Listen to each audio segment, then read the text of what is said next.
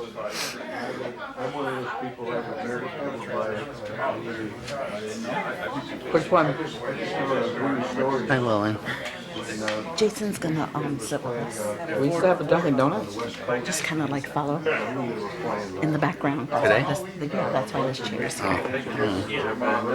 And this is kind of a weird circumstance for this, isn't it? and a bunch of them were up there. Yeah, I'm trying to think of what it is. They had no idea. They didn't know what they started. By the Dunkin' Donuts. I just remember reading an article, I don't remember the car model, but said if the battery pack ever died 100%, for 12,000 bad dollars. gas station on top. 7 o'clock. I might buy Yeah. a trailer. Where that going, 100% either forever? I don't know. I'll have to go look.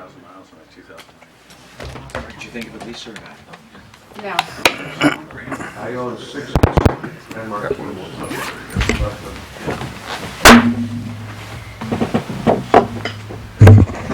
Welcome everybody to the City Council meeting for November 19th. And if we could all, 12.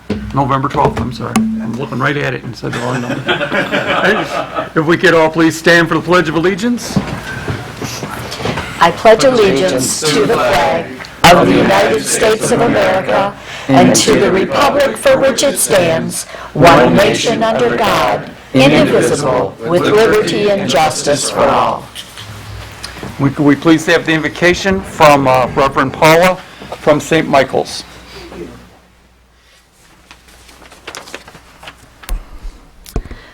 Let us pray. Holy and eternal God, we ask you to be with this gathering of the Mayor and City Council tonight. We give great thanks for the opportunity to vote in our country as we welcome our returning members of council, for Jason, our newly elected councilman, and for Maureen, our mayor-elect. Look over Mike as he completes a fruitful term, and give him the grace to continue to serve this city that he loves so deeply. Fill us with your guiding light as we consider all the ways to better the lives of our residents. Let the care for our property, especially the electrical work at City Hall and the exterior restoration of the Historical Museum, show our concern for our community. Let the people who are planning improvements to our parks and areas of recreation provide places of enjoyment for all our residents. And may we extend support to our police officers as we offer extra training for their continued development. Keep us ever mindful of the poor, those in need, especially our children, in all we say and do. And we ask you, Lord, to look over the fire department, police department, and all the cherished servants of our city, especially as we near the holiday season. We ask you to bless the efforts of the Goodfellows and the joy the DDA brings with us with the tree lighting ceremony. And we make this prayer, knowing you, O God, walk with us in all we do. Amen.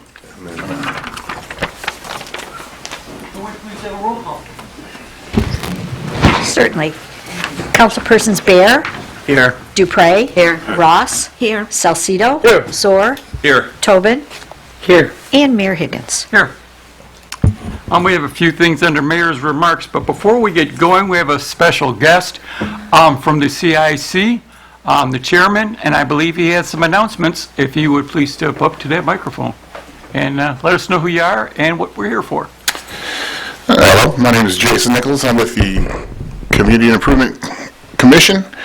We did a Halloween lights contest, as we do every year, where there was 4 winners. 4 were selected. Everybody actually, there was a small amount of participation from out the community, but we had nominations in the Dropbox at the City Hall, nominations through Facebook, and also nominations through the email. So all 3 ways to nominate a house were effective, which is the first time in probably 2 years we've had participation. So it was a small amount of our participation, but it's definitely a start to bigger and better things. So I don't see any of the winners in the audience here. unfortunately. So I have 2 bags of goodies that will go to their house. I have 2 at the house also because I knew 2 of the members that were not able to make it tonight. So the Community Improvement Facebook page will have the pictures of the winners of the contest along with their prizes that my wife made in those lovely bags that I bought. That's what I did. I bought the bags. She made the handcrafty stuff.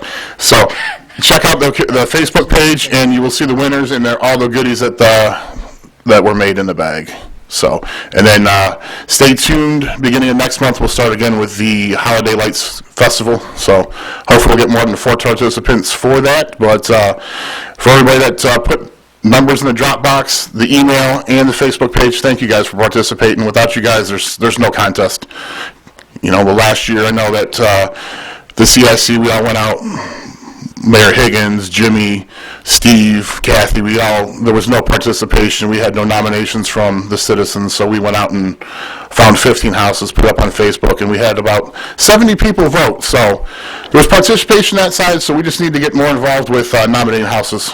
So thank you very much. And as long as you're up there, Yeah. I'd like you to talk about a little bit more about what the CIC does, because we say that and people don't know what it is. All right, so most importantly, the CIC is the means to which we recommend to the City Council for the CDGB, which is Community Development Grant Block Funds, and that benefits churches, homeless shelters, the fire department, the police department, city services, parks and rec department. And that's basically where they apply for funds, and then we recommend how those funds are spent throughout the year through, we recommend that to the city council. So we also do a garden walk in August that benefits the museum, which we were pretty successful this year, $180 donated. We had about 40 people come through. So that's 40 people that got to see the museum, some of them for the first time ever, some of them came from Taylor, Romulus, Woodhaven. So it's nice to bring people into our community so they can actually see what we have to offer. And then we do the Halloween Lights Contest and the Holiday Lights Contest also. So just keep an eye out. Everybody subscribe to the Facebook page, Lincoln Park Community Improvement Commission on the Facebook. And I also believe that year-round we give out community improvement awards for homes that have been improved on. That is correct. Also, we look out for that. We haven't been able to do one for a while since, we've been kind of busy. I just wanted to, thank you for all that you do on the CIC and all the CIC members. And since you were here, I thought it was good to let people know what exactly you do. And now, I also, so it was already, the minister was very nice enough to say it. Jason was also he will be councilman-elect, so I'm going to ask him to come up here on stage with us so that you can see what we do from the inside, so that you're ready next week. So please come on up. I'm going to come on up. Just keep an eye on those. There's some shifty-looking people in the crowd. Keep on. Mr. Kudrack, you're in charge of guarding it, okay? thanks. All right. Also, we have some other special guests this week. The DECA, November is DECA month, and we would like to congratulate DECA because they do so many wonderful things. They are a group from the high school kids that help out and do a lot of things and business-wise and learn a lot and have done amazing things in the last 2 years, bringing in awards to the high school and reached higher heights than it happened in a very long time. I would like to congratulate them and their teacher, and we have something, the city clerk will read our proclamation. So, whereas November 2024 has been declared DECA month for the city of Lincoln Park, and whereas DECA is an intensive and relevant co-curriculum organization at Lincoln Park High School advised by Leslie Berrigan and Candy Plow, and whereas DECA prepares emerging leaders and entrepreneurs for careers in marketing, finance, hospitality, and management in high schools and colleges around the globe. And whereas students in DECA participate in meaningful, authentic experiences that improve the quality of their education and character development while increasing student engagement. And whereas through participation in DECA activities. 97% of DECA members say they learned how to communicate thoughts and ideas, how to organize a presentation, and more about what businesses expect from employees while gaining problem-solving skills. And whereas more than 92% of DECA members say their experience empowered them to be effective leaders and connected school to the real world, nearly 82% of DECA members say DECA helped them recognize the benefit of community service. Whereas DECA members say their experience prepared them academically for college and career, influenced their college plans, influenced their career plans, and influenced their interest in entrepreneurship and owning a business.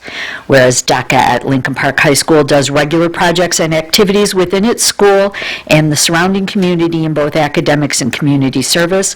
Now, therefore, I, Michael Higgins, Mayor of Lincoln Park, Michigan, by virtue of the authority vested in me by the laws of the City of Lincoln Park, do hereby proclaim November 2024 as DECA Month across the City of Lincoln Park, and I urge all residents to become familiar with the benefits offered by DECA at Lincoln Park High, to continue to support and, when possible, participate in these programs to assist in enhancing these students' individual skills and learning.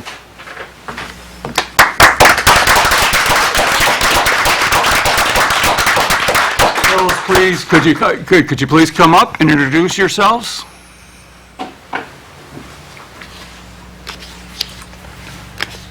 To the microphone. Hi, my name is Mia Gonzalez, and I'm this year's 24-25 school year DECA president. Hi, I'm Jasmine Gaitan. I'm this year's 2024-2025 social media's vice president. Hi, my name is Mariana Sanchez. I'm this year's 2024-2025 vice president of chapter development and membership.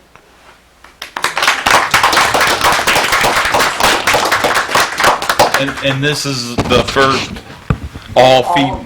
All female.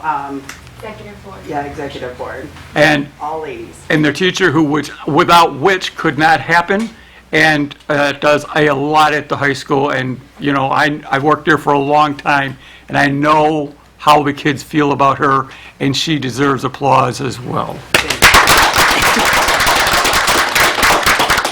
Hey, will you please come up and take your proclamation? You want to do a picture, Mayor? Can we get a picture with you? Absolutely. Do you want me to take that picture for you? So you No, can do that? I don't want to be in it, but thank you. Sure? Come on, Candy. You're already on the camera, so you might as well just take the picture. Oh. No, thank you. Oh, absolutely. There you go. Oh. There you go. Squeeze together, guys. Smile.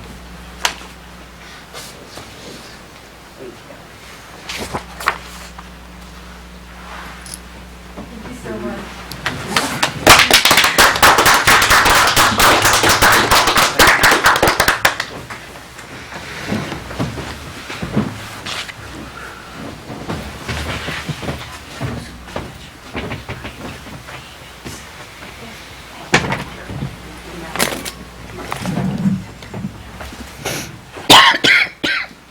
Okay, just a few other things I would like to mention really quickly. Everybody may have noticed, we just had an election, and I would like to thank the city clerk because the election went off without very few flaws. The crowd was overflowing, and her people were ready, and we did early voting. And this was the first time we did an early voting for a presidential election, so nobody knew what to expect, and the crowds appeared out of everywhere, and the clerk was ready, and I just want to thank her and thank her office. Earlier today, I presented her with the key of the city because, you know, this is a woman who definitely deserves it, and I would like to say thank you for all that you do. So I did not do it myself, though. I have some very dedicated people that work in the office with me and some super people who come in on election day and during early voting and work their tails off. We served 4,400 people during early voting. We processed 6,200 absentee ballots, and on Election Day itself, over 6,600 people voted in person at the polls at 6 different locations. So they worked real hard and got through it without barely a hitch, a couple of little, questions, hiccups, stuff like that, but nothing that they couldn't iron out and get settled real quickly. So I want to applaud all of them for all the work they did, because without them, it wouldn't come off. And she did that all with her very furious campaign, where Yes. she just did so well. I also would like to, this week we also had the bell ringing at the museum, which is for Veterans Day. It is always, and when we do it for Veterans Day at the museum and we do it for Memorial Day, it is always just a special ceremony. The museum is a very special place. It is the true gem of Lincoln Park. If you've never been there, take the time, go see it. And again, the bell ringing is just something special. And if you ever have a chance to go to one, please do it. It is something special. And while you're thinking about it, next time you see a veteran, say thank you, because that's why we are here. Also, some quick announcements. The Lincoln Park Rotary, which is celebrating its 75th year this year, on November 22nd at the Lincoln Park Moose, they are having a comedy night to raise funds for charity. And so a comedy night, November 22nd at 7 o'clock at 1700 4th Street. It is the Lincoln Park Moose, and all is welcome. Also, the Hands of the City has asked me to say that and remind everybody that they are having a craft show at the library December 1st.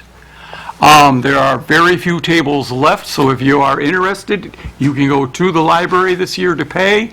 It is only $25. I've got it on very good resources, and that Santa will be there, and so you want to set your booth up and get your pictures taken. So be there December 1st.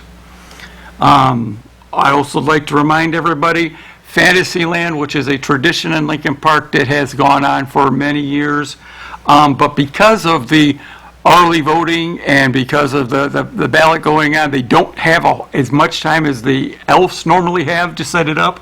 So the elves are asking for help.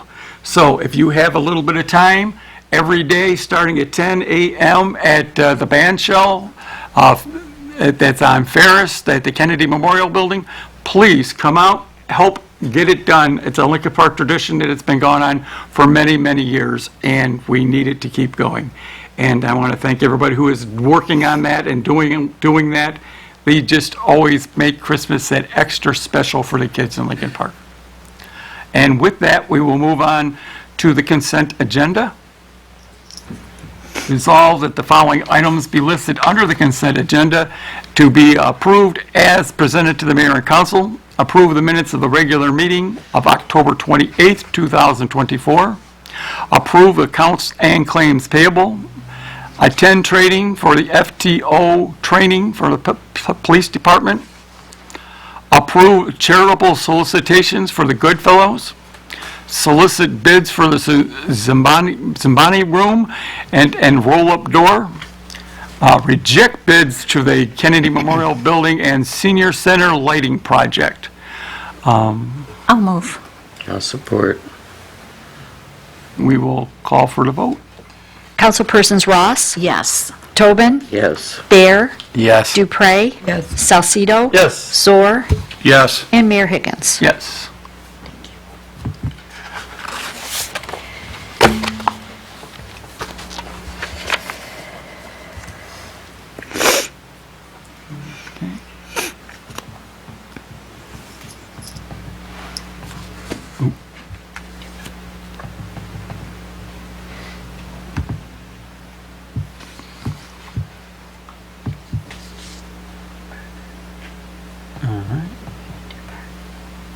Not too far.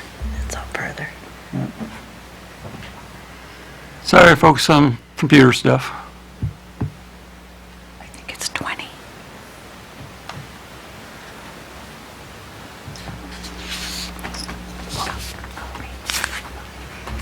I can.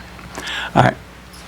Whereas the restoration and the waterproofing was awarded to the bid for the Historical Museum restoration, and whereas the structural and safety concerns were found during the initial phase of the restoration, therefore be it resolved that the change order in the amount of $40,964 be approved for the restoration of the Historical Museum. I'll move. Any questions? I have a question. I just want to make sure the funds are coming out of the CBDG funds. They are. Yeah, okay, Yes. just wanted to make sure it's not. We did have to reallocate a few things around, but we do have the funding for it in there. To the chair? Yes. There were over a dozen lentils, correct? Garrison, could you please step up? Sure. Can you explain what you found to the residents so that they understand what's going on with the museum? Oh, yeah, absolutely. So on day one of Poe Construction being on site, and restoration company, waterproof company, they brought something to my attention with regards to, that was really safety related. So I was brought up on a lift, and we've got some pictures, we can make those available as well, that took us above the windows at the second level, and lo and behold, there's really on the south, west, and north sides, there was a very dangerous situation that we weren't even fully aware of, that we were not aware of. And what it was is that water was created some damage above the windows, and the lintels are like the white limestone pieces you see up there, but above that was some steel, like angle steel pieces that had been rusting. And when I looked down the line of sight at the edge of the building, all the masonry is cracked. It's been repaired in the past. It's some other sort of time, some years back. There was bowing out, the brickwork, and it just took like a putty knife and a long screwdriver, and the bricks just started to come right out. And so, that was very alarming. Interestingly enough, on the east side, and I don't know if does it get more sun, more wind, I don't know.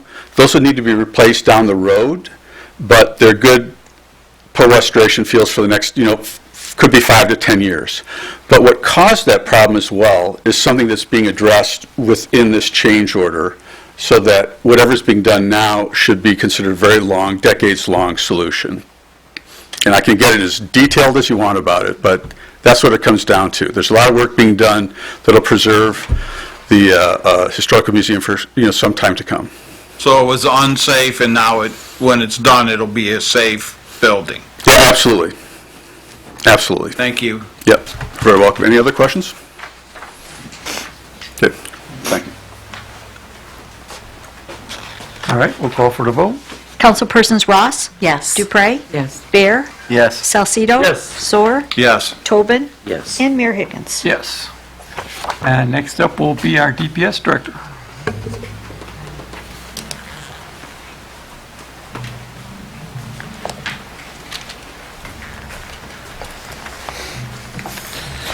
Good evening, Mayor and Council and audience. This is in regards to recommendation to approve City Hall electrical renovation project revised scope of work.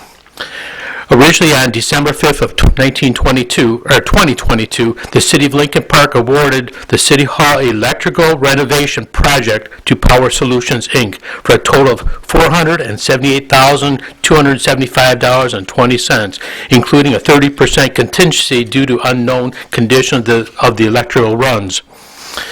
Due to a budget constraints, Power Solution Group was asked to provide a revised price as a change order to reduce the scope of the electrical work and to include a transfer switch to allow a portable generator to be hooked up to City Hall when necessary.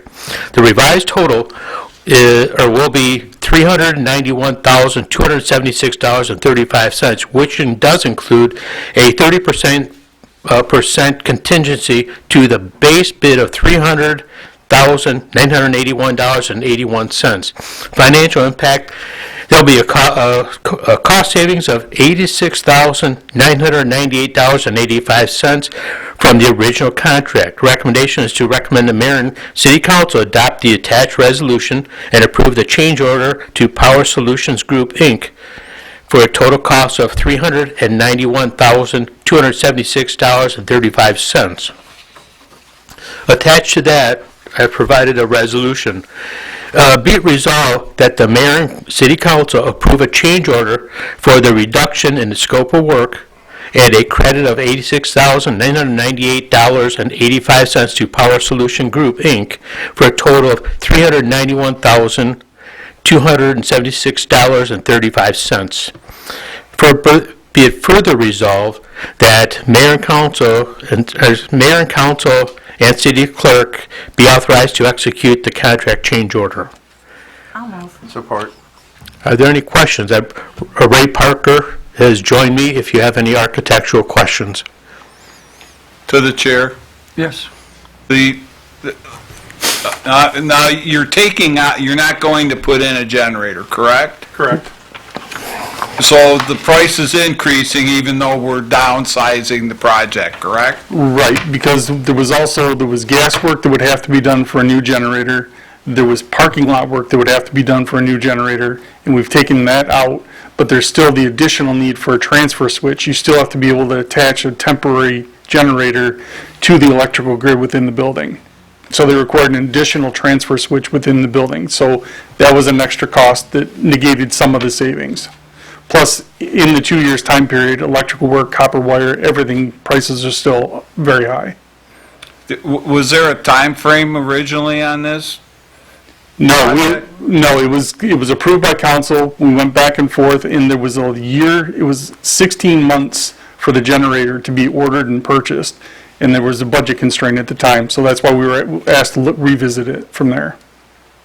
But you were doing the other work at the same time though, correct? Well, they couldn't start in anything until we had the transfer switches, the panels, and the generator all had to be sized accordingly, which were done in the original specifications, but the long lead time on those items, there were changes from the manufacturer that were going to impact other things, so nothing has been done to date.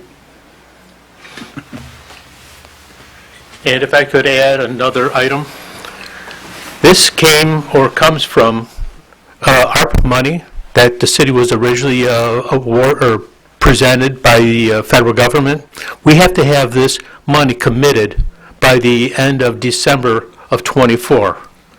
That's why we brought it back to you, and as Ray has already told you, we've taken out the permanent generator. With that permanent generator, besides the DT gas, that is not going to be done, or the parking lot is not going to be done. We are going to still retain 3 parking spots because that's the area that the permanent generator was going to absorb. I have a question as well. The work being done while City Hall is open, are we going to need time that we shut City Hall down, or are we going to have some time, or will this be able to be done on weekends? Can you give me a heads up on that? We included the 30% contingency for unknown situations they're going to run into, plus after-hours work and weekend work as well. So when we toured the building and went through, there is electrical wiring in this building that does not meet code and should not be in place the way it is. So with those conditions, they have to actually trace every branch circuit back to the main and replace the main circuit panels in the basement. There's still twisting fuses in the basement in some of the locations. For the people at home who have never been to our City Hall actually was at one time 3 different buildings that have been merged together over the years, and the wires were run however it was needed at the time, probably not the best way, and now we do have some very serious electrical issues, and that is why this is being done. So more people can clear on the situation why this has to be done. And thank you for explaining. And Yep. Okay, does there anybody else have any questions? With that, we will call for a vote. Councilpersons Ross? Yes. Bear? Yes. Dupre? Yes. Salcido? Yes. Zor? Yes. Tobin? And Mayor Higgins. Yes. And John, while I've got you up here real quick, you gave me some very good news this past week that we haven't had a chance to share with the people yet. Can you tell me about a bridge news? Approximately 2.5, almost 3 years ago, I ran across something where the federal government and AK, the state of Michigan, Michigan Department of Transportation, they were trying to put together bridge bundling packages throughout the state of Michigan. It was primarily set up for counties. We were able to get City of Lincoln Park in on that package, and it's been brought to you before. Well, we just got notification that we are going to receive a bridge, and I will know more about it after a 10 o'clock meeting tomorrow morning. And in talking to this particular engineering firm, what group number 1 and group number 2 have been provided through this package is free design and a total free bridge. And I'm hoping that that is extended into group number 3, of which Lincoln Park is part of that. But we will find out tomorrow, approximately 10 o'clock. Thank you very much. Very nice. Woo-hoo.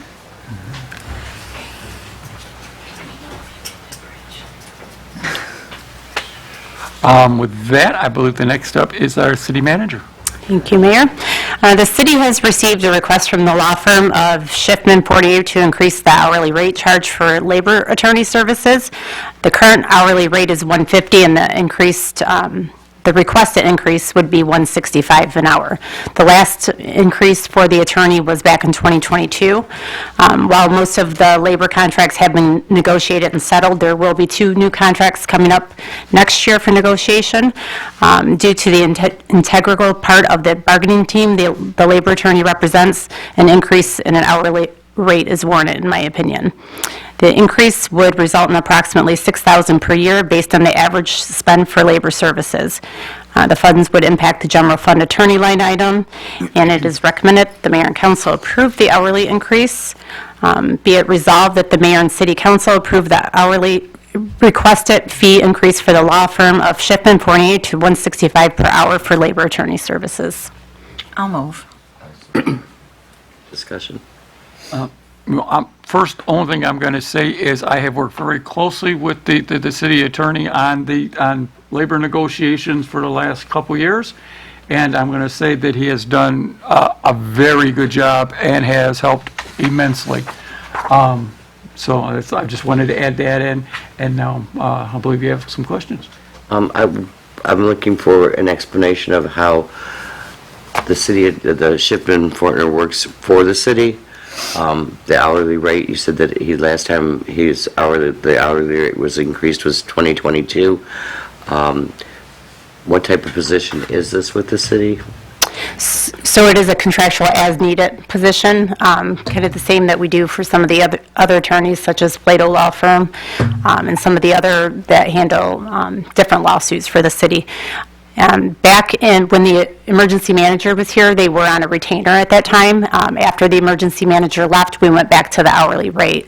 And I believe back when Matt Koppler was city manager, there was a rate study done with some surrounding communities, and at that time it was determined that they were still well below the average rate. What that represents today, I don't have that information, but it's about a 9% increase is what they're looking for. And what other, besides negotiations for contractual employees, what other duties does he?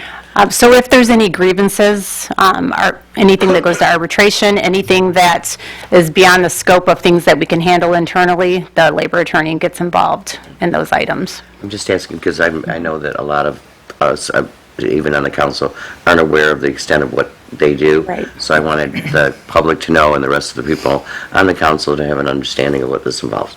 So thank you. You're welcome. Through the chair, Your Honor. Yes. Lisa, was this firm, did they have to put up a bid back in the day when they first came on board? Was there a bidding process to get a law firm, a labor attorney? There was at one point. I'm not sure what year the last time that was done, though. Because I'm wondering why this wouldn't go up for bid. That's my question. Right. It's kind of like the Plato Law Firm. We don't bid those services out either, but we use them on an as-needed basis as well. You know, and I know negotiations are, are tough and stuff, and historically, I would assume the department heads and the union would get together, and if there's perhaps an impasse or something, then you would perhaps call for an attorney. And I think there's only 2 more contracts due next year, so I'm wondering why the increase at this time. It seems a little bit odd. It was 2 years ago at the same time that the last request came through. So every 2 years they request an increase, like they're under contract? It seems to be on average around that time. All right, I'll refrain from other questions if other council wants to talk.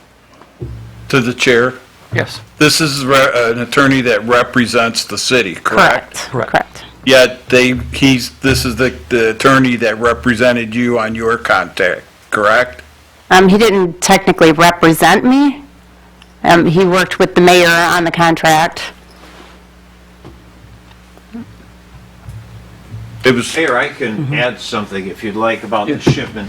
Mr. Schiffman has represented the city since the days of Mayor Frank Saul, and you look, that's way back on the board there. He's been in and out as the city's labor counsel. Mr. Fournier joined the firm, and I don't know quite what they bill or how much, but they've been on the hourly basis ever since the emergency manager left shortly thereafter, which has actually saved the city money because they're used as needed. I don't think they participate in every step of the negotiations, just when needed here. And because it's a professional service, the charter doesn't require you to go out for bids on this. It's all up to council's own discretion whom you decide to retain and to give increases or not give increases to. I totally appreciate what the attorneys do. I have questions. And at this time, I'll just reserve what I have left for anybody else if they have questions. I will say, when talking to other mayors, because I have talked to other mayors about this particular situation, and we are amazed that we get this at this price that we get. So putting it out for bid, I believe we would end up shocked on how much money we would end up paying. So I would recommend very highly that we stay where we're at and give him the 9%. I absolutely think this is fair, and the work that he has done. And so with that, I'm going to call for the vote. Councilpersons Ross? Yes. Tobin? Yes. Bear? Yes. Dupre? Yes. Salcido? I'm going to say yes, and I'll refer to my comments at the end of the, thank you, yes. Councilman Zor? No. And Mayor Higgins? Yes. And we will move on to the city manager's report. Thank you, Mayor. I'm actually going to do more of a finance report tonight since I am on the agenda for that as well.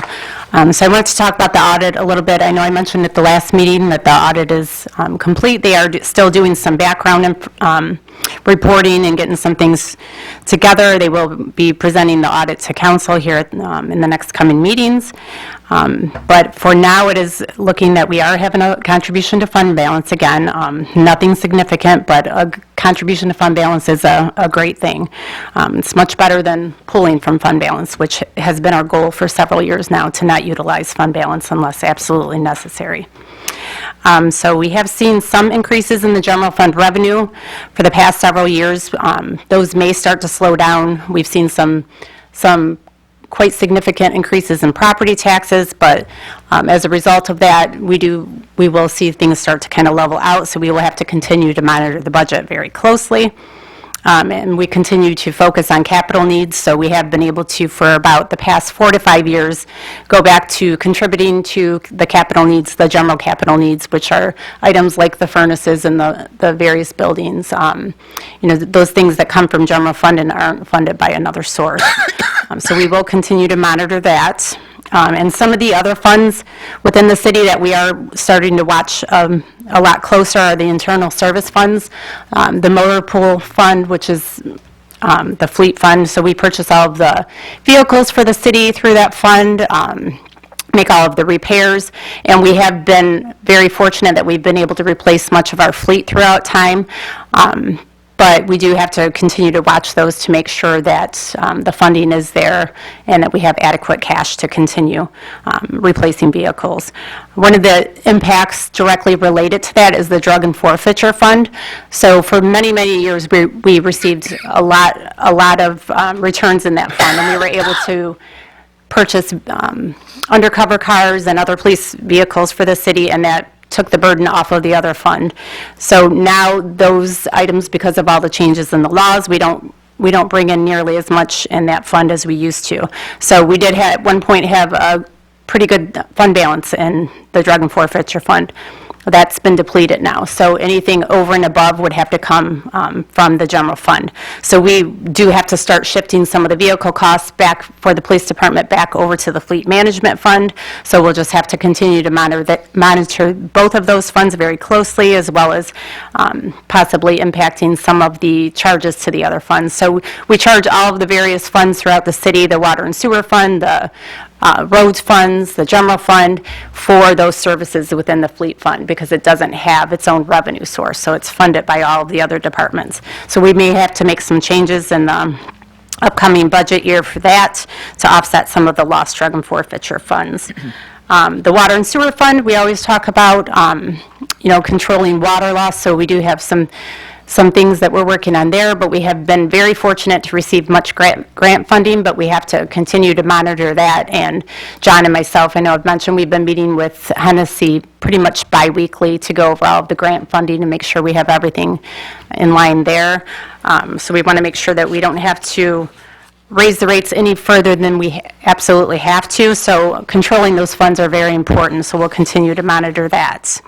The ARPA funds, we are working through the end of the period where we have to have all of those funds allotted to certain projects and have the contract signed. So we're working through that, trying to make sure we've got a good handle on it. There's just a couple items that are going to be buttoned up here in the coming weeks.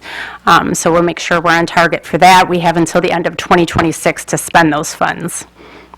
And then in the new fiscal year that we're in, right now we're trending at about 29% of expenditures, which is right on target of where we should be. It's still very early in the year. We're always working in different years, so we're closing out the last year, we're working in the current year, and then we're already starting to look at the budget for the upcoming year. So over the coming weeks, the departments will start working on capital requests, so the forms will go out to the departments. They'll send in the capital needs that they're looking for in the future, 1 to 5 years, and we'll start working on those as well as their departmental requests. So we're going right back into the full swing of the budget process. And then the capital planning, so as we work through that, a lot of the items, there's many capital requests that come in. Unfortunately, we can't always fund them all, so some of the items get pushed out to future years, so we just continue to work through that process. But knowing what we need to spend in future years is a good target, so that we know, if we have 5 vehicles that we need to replace, we may only be able to replace 2 of them in the coming year, and then we'll push the others back to the other years. So we're getting right into the full swing of that. And we did have some structural changes within the department this year. Everybody's been working really well together. Some roles had to take on more responsibility during the audit. Everybody did a great job. We have a new employee in finance, and she was brought in right at the beginning of the audit, so she kind of got to see how all of that worked right up front. Even though there was limited involvement this year, it was a good exposure for upcoming years. And then utility billing, we had the shut-off season has ended recently. This year, we had notices sent out between April and October. We sent out notices for $1.6 million in past due accounts. So when we talk about making sure we have adequate cash in the different funds, water and sewer is one that we have to monitor, and that's why we do have to send notices out and collect those funds, because without them, with all of the needs that we have in the water and sewer fund, we would not be able to continue paying the bills for that fund.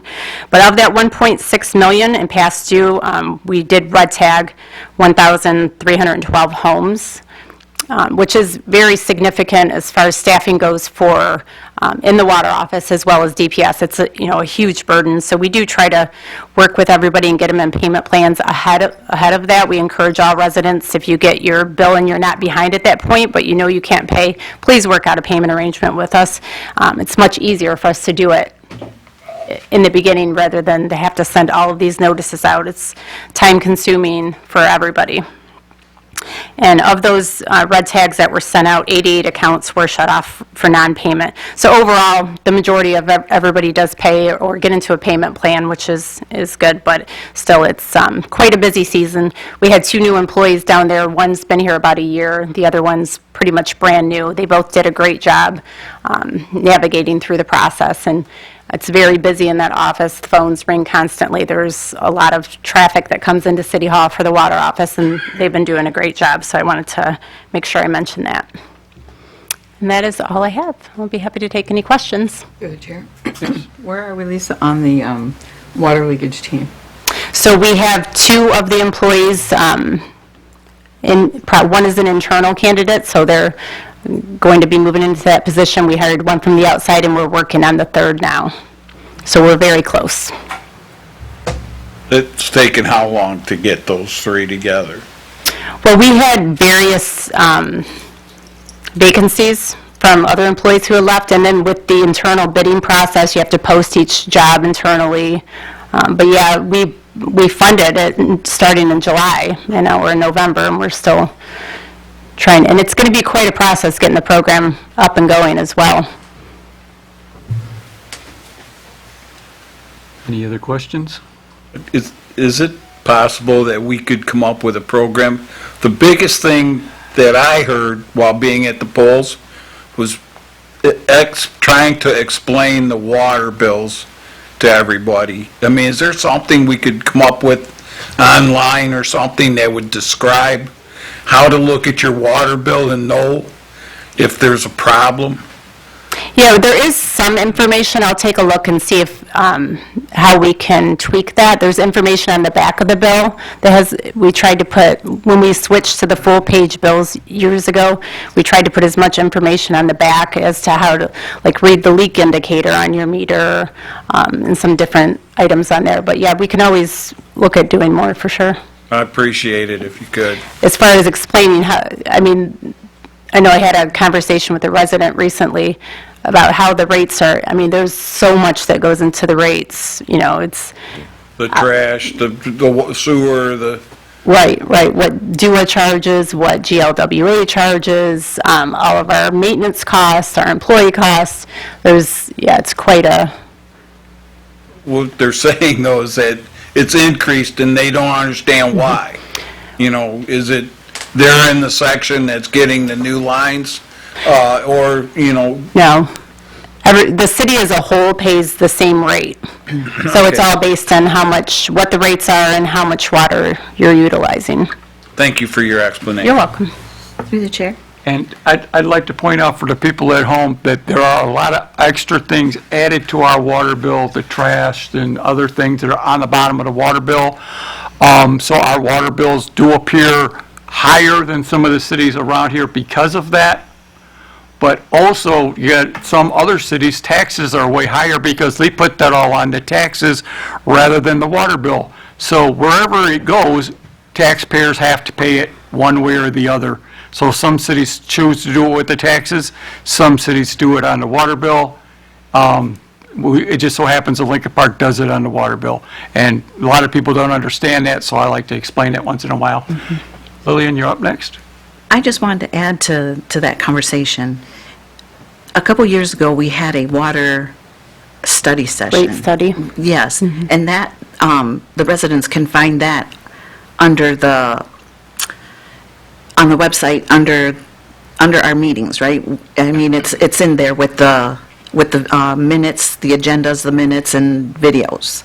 So but I believe it was 2 years ago, so you'd have to go to 22. Somewhere in 22, I think. Right. We may even have, I'll have to look, we may even have the rate study posted on there. I don't know, I can't remember for sure if we posted that online. Plant Moran had done that rate study. Some of the increases that they said we really needed, we were able to reduce and offset some of those because of all of the grant funding that we've gotten. It might be logical to re-show that on YouTube. Yeah. You know, Yeah. we can update it and re-show.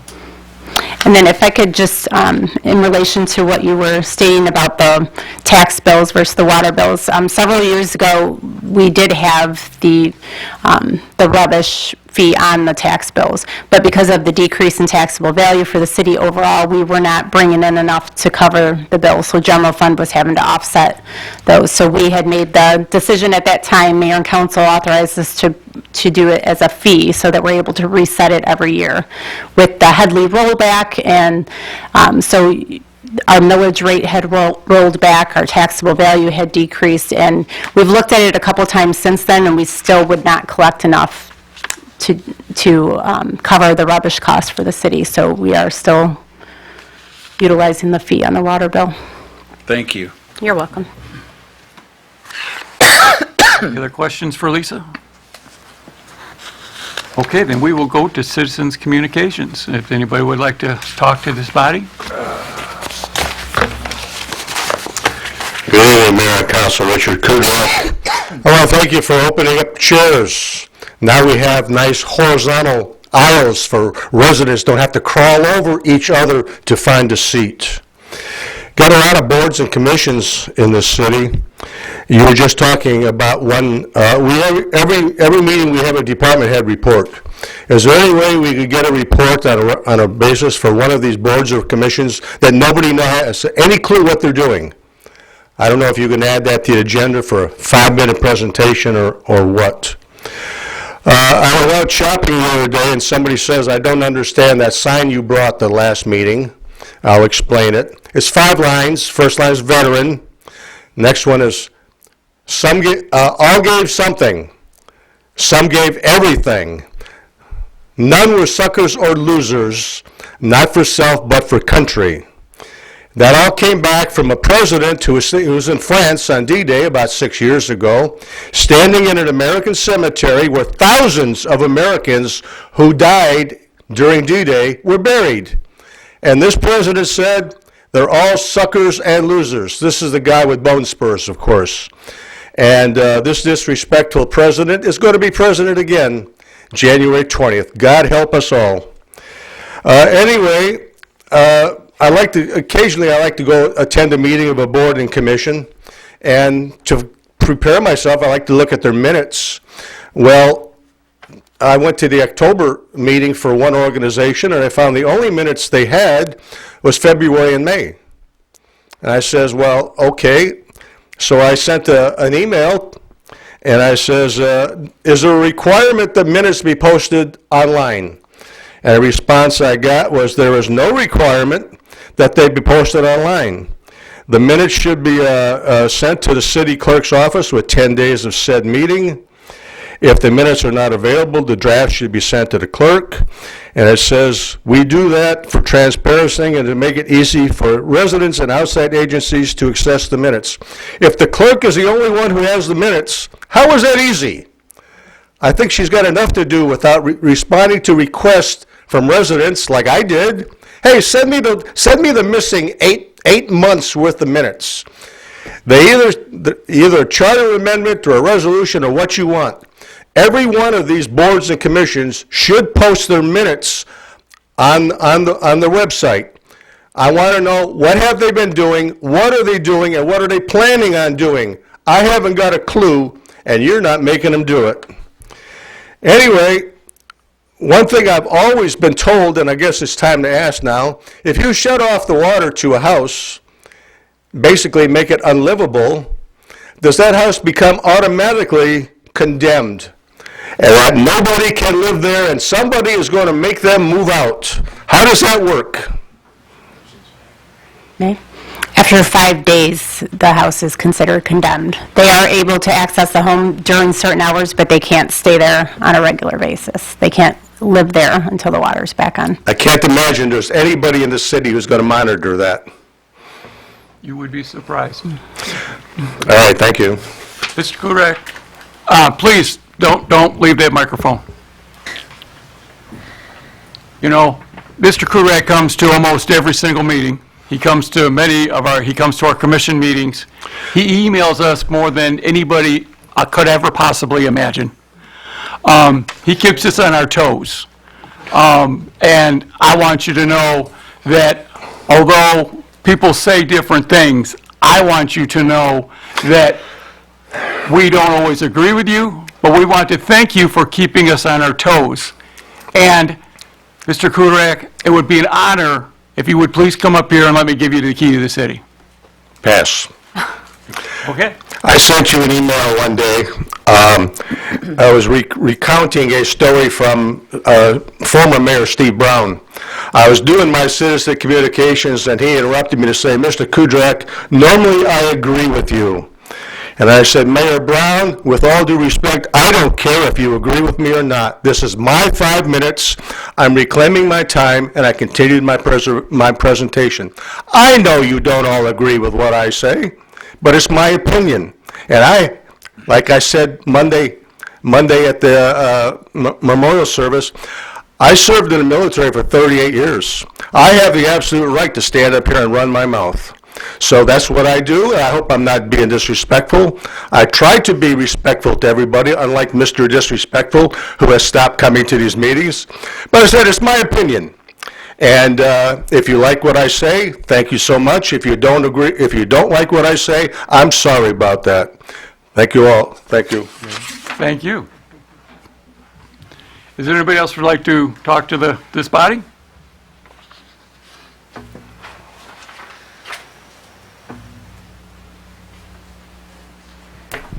Thank you, Mayor and council people. I have two quick announcements that I'd like to make. First of all, I had worked with Joan Gregg, the previous Community Planning and Development Director, and she helped us at St. Michael's establish funding from the CDBG grants for our blessing box. What happened when the pandemic hit is that we had to close our food pantry, and so we ended up building essentially a box, a food pantry on the side of our building that people can access 24/7. And because of this grant that we have now, we can put food in that box every day. And we end up spending a good $300 a week on something like that. But I'd like you to know that that box has fed, last month, 327 individuals in 1 month. But it's not that only thing. The other thing is that in that last month, 65 of our residents have stopped to put food in the box. And I don't think we all realize what an incredible community we have that not only takes but gives. So that was the one thing I wanted to let you know. And the other thing is, when I was starting to do a lot of the work in the community, I asked my bishop if she would appoint a deacon to work with me. And I'm not sure you understand what a deacon does, but basically a deacon is a clergy member who has 1 foot in the church and 1 foot in the community. And I needed that help because I was trying to do both jobs myself. And I'm so proud to announce that on Saturday, September 23rd, Rob Chellerman will be ordained a deacon for the parish of St. Michael's. And you are all invited to that service, and it will be held at St. Paul's Cathedral at the corner of Woodward and Warren. However, that Saturday service at 11 o'clock will establish Rob as a deacon, and he will have first Mass with us the next day, Sunday the 24th at 10:30. And I'm going to send you all an invitation to that, because not only will we have Mass, but we're going to have a terrific potluck luncheon afterwards, because that's what we do. We eat really well. So thank you all very much for all you do for us at St. Michael's. It makes a big difference. Oh, and if you hadn't noticed, Rob was the one that I pushed up at the Veterans Day ceremony to give the invocation. He did a wonderful job, and he is a Vietnam vet. How more fitting to have that person lead us in prayer that day. Thank you. And thank you for all that you do. Thank you very much for our community. And that's what we're supposed to do at church, right? That's right. With that, we will move on to, anybody else from the body would like to talk? Oh, step forward, please. Hi, everybody. My name is Nadia Shelton. I am a Master's of Public Administration student at Wayne State. I'm also a resident of Lincoln Park for going on 2 years now. My sister and I bought a house in the McLean Porter neighborhood over there. I did have a question. I just want to know, last year they did fill in our street, so we live on a gravel street. So it did get filled in last year, but this year it's like it hasn't gotten filled in quite some time, and the potholes are getting really big. So I just want to know if there was any plans in place to fill the road, or who we would have to talk to about that. I'm going to ask you to step over here in the corner, the gentleman, John. He can fill you in on what can be done and what we can afford. Okay, thank you so much. Thank you.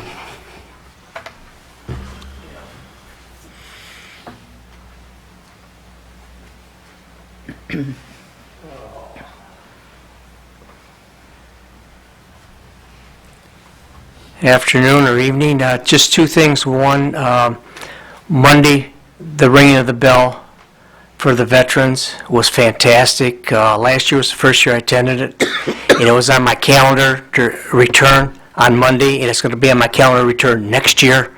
It's just so awesome that you recognize the vets. It's just so awesome. It's so awesome. And let's see, what was the second thing?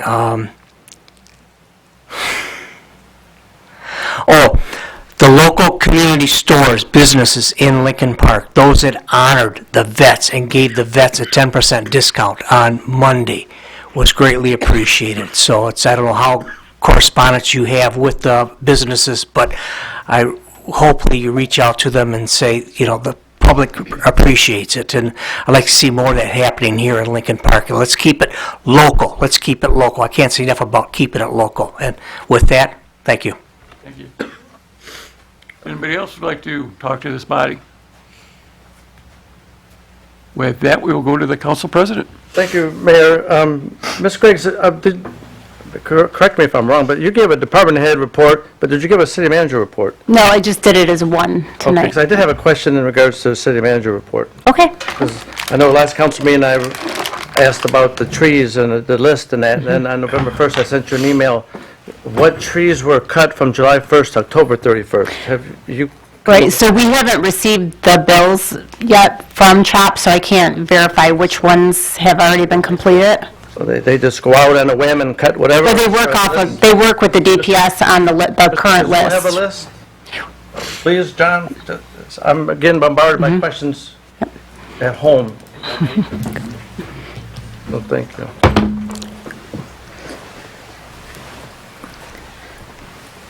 What we have done is we've given our contractor a list of the trees that we had left over from last year, also what we financially believe that we could afford, and those lists are set up by Monday through Friday garbage routes. The reason for that is they would have less cars to go door to door to try to get them removed. Now, what they have done prior to even doing any of the city's tree work, some of the trees we've had to remove for water main work, and we've also had to remove some of the trees for road work. So we've put them on those right away because we wanted to keep the water main work proceeding, same thing with the roads. But what they have done is so far they've got 48 trees that they've removed, and they remove it in a different manner than I've ever seen. They have various crews. Crew number 1 comes in and takes down the brush. Crew number 2 takes down, I'm going to say, the trunk and arteries.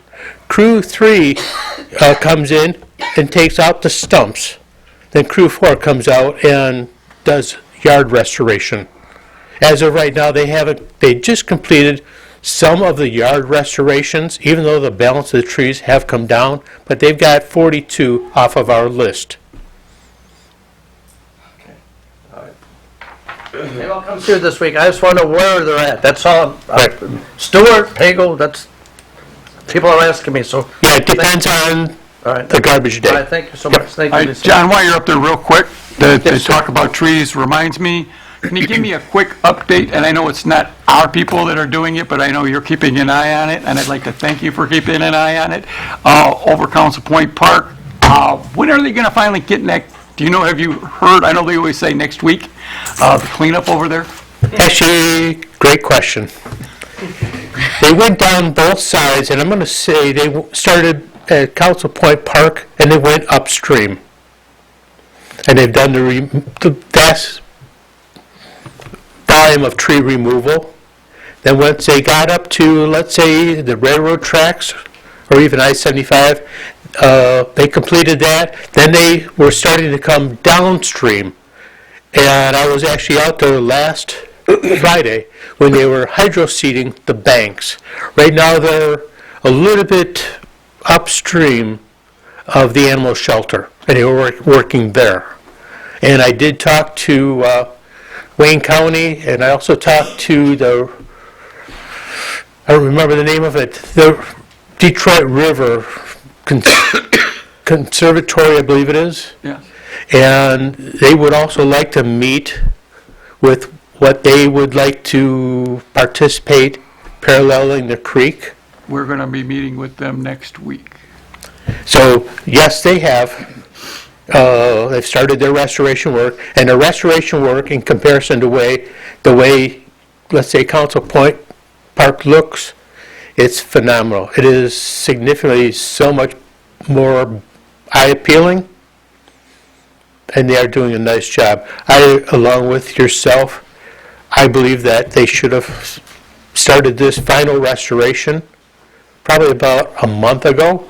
That way the hydro seeding that they've put down would maybe germinate before it froze.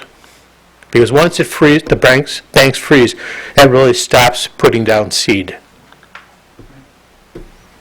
Any other questions? Do you realize that they left long trees along the bank by Southfield there, that there's things that they drug up out of the river, the water, or along the banks that's still laying alongside the banks? Yes, we know that. We also towards Council Point, and they left stumps in the ground. And that's part of the final restoration. They are removing all of that. But they're not yet back to what I want to call the bridge at Southfield. Because underneath Southfield, they are progressing there, but like I said, they're just a little bit north of the animal shelter. But they are proceeding back toward Council Point Park on a daily basis. But the other thing that I saw is some of the arteries or tree branches that fell into the waterway are now underneath and collecting underneath that brand new Southfield Road bridge. Well, since you're Your Honor, what are the oral reports of mayor and council? If these two gentlemen want to talk after, I just want to conclude my report and. I'm sorry. Go ahead, trees. No, never mind. Yes, I understand, but. No, I'm sorry. I'm sorry. The only other thing I wanted to say is I commend our city clerk and her dedicated staff. I was at several of the precincts and everything moved along perfectly. And that's all I have, Your Honor. Thank you. Yeah. Thank you. The holidays are coming up, and there's a lot of events that are going to be that are planned and going off in the city. I hope people mark their calendars and come out. The tree lighting and the Fantasyland are two of my favorites. So again, please mark your calendars, come out, enjoy, and be safe. God bless and good night. So the inauguration is November 25th at the high school at 8 p.m. I hope everybody can come out for that. Fantasyland opens on November 30th, so watch for that. Please come out for that. I believe it's 6 p.m. December 1st is Hands of the City at the library, the craft show. That's always fun. They got some really nice crafts, so please come out for that. Watch for the Goodfellows, for the kids to be out on the streets, starting December 6th. They'll be out on the 6th and the 7th, and again on December 13th and 14th. And the tree lighting is on December 7th at 6 p.m. at what they're calling Mellis Park. I'm not sure that's the right name of it. I don't think we've actually named that park yet. Well, we can't name it a park. That's why it has never really officially been given a... Right, yeah, well, we got to come up with something to call it eventually. So the address is 1661 Fort Street. It's just north of Arlington on the east side of Fort Street. But the tree lighting will be there this year on December 7th at 6 p.m. And I want to thank everybody for coming out and voting. Carrie, you did a wonderful job. It was kind of crazy, insane. 9 days of early voting, and then election day, there were people everywhere. So I was hoarse from speaking with people, but it all went very well. So thank everybody, and it's starting to get cold outside, so watch out for people. They're a little crazy right now. It's going to get crazier as people start Christmas shopping and everything else. And just thank you, everybody, and have a safe night, and we'll see you in 2 weeks. Thank you. Thank you, Your Honor. I want to start off by mentioning some meeting schedule changes that you'll find already on the city website calendar, but because they are a little different, I wanted to mention them. The EDC meeting that was scheduled for today at 6 has been rescheduled for Monday, the 18th at 6 p.m. The Dangerous Building Board meeting normally would be the Thursday that falls on Thanksgiving. So that has been moved up to the 21st, and that is at 7 p.m. And then I just wanted to add that the tentative last day of yard waste is scheduled for Friday, November the 29th. I'm glad that we had several people mention the Veterans Day ceremony, because that is truly for me, a very heartwarming ceremony. It, as many times as I've been to it, I guess I never really gave this much thought, but our community is very rich in having veteran residents. And even just our residents we're very rich in just veteran history here in Lincoln Park. So that bell rings for quite a while, and it's very touching. This year, the museum also put on the Missing Man Table presentation. That was done the Saturday before. I'd never seen that before, and that was really nice. They explained what every item on that Missing Man table represents, and that was beautiful. So if you haven't done our bell ringing, our Veterans Day bell ringing, please put that on your calendar for next year. The Historical Society and Museums newsletter has gone out for November, December, and January. You can find that also on their website. I just wanted to touch on a couple important dates for them. The 16th, this Saturday, is the final day for the MC5 display that they have. And on November 20th, Wednesday at 7 p.m., there will be a lecture and demonstration by Cynthia Robertson on the vintage craft of paper embroidery, if you're interested in that.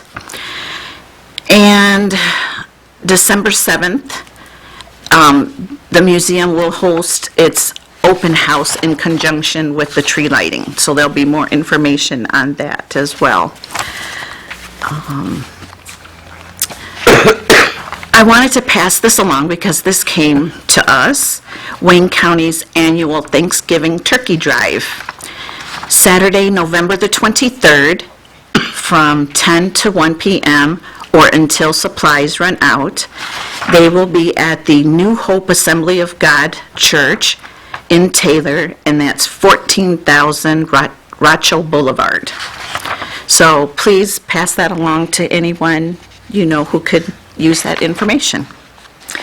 And again, I know a couple people have already mentioned the Fantasyland grand opening. That is Saturday, November 30th. It is a tradition. Got to be there. 5 o'clock, grand opening.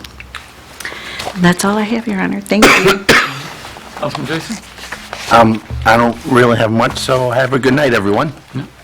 I wanted to say, first of all, to the residents that are blowing leaves into the street, because they're picking them up with the vehicles, it's not okay to do that. There is an ordinance against it, and you can be ticketed for doing that. So please don't do that. It creates problems. Thank you to my fellow council members for making it back on the council. Hopefully we can work together like we have. I also like to thank the hospitality for the building, everybody in the building that I introduced my grandchildren to. Everybody was very kind to them. They left with lots of candy, so I don't know where they found it. My But candy jar's empty. I just wanted to say thank you for that. Appreciated the hospitality. Thank you. And with that, I will call for the, So move. Support. Councilperson Salcido? Yes. Dupre? Yes. Bear? Yes. Ross? Yes. Soar? Yes. Tobin? Yes. And Mayor Higgins. yes.